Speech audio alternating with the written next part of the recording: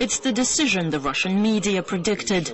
Now the official word is out. The US military is no longer welcome at the Manas base. Since 2001, the airport near the capital Bishkek has been home to a 1,000-strong American airbase as Kyrgyzstan joined the anti-terror coalition set up after 9/11. The base provided backup support for NATO troops in Afghanistan. It also brought much-needed cash to the impoverished country.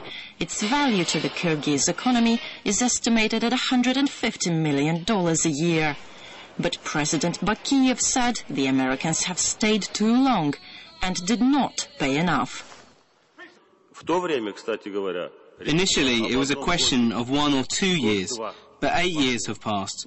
We have repeatedly raised the issue of economic compensation for the existence of the base in Kyrgyzstan with our American partners, but we have not been understood.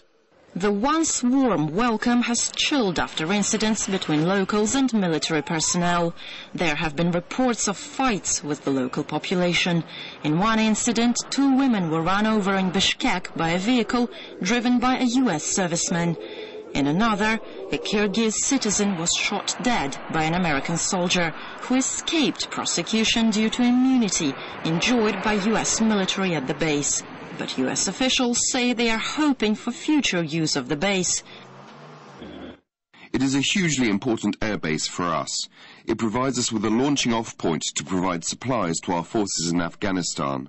We are hopeful we can continue our good relationship with the Kyrgyz government and can continue to use Manas in support of our operations in Afghanistan.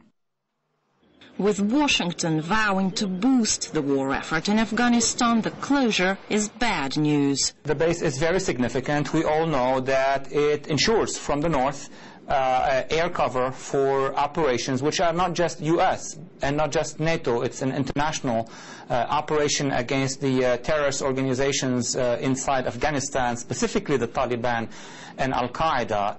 Russia, along with China and Kyrgyzstan's neighbors, Uzbekistan and Kazakhstan, has long supported the closure. Kyrgyzstan also hosts a Russian military base on its territory. After the talks, President Medvedev said Moscow will grant Bishkek a $2 billion package of loans and write off part of Kyrgyzstan's debt to Russia. We have a special relationship with Kyrgyzstan. It's unprecedented support in times of financial crisis, but it's a strategic decision that's in the interests of both Russia and Kyrgyzstan.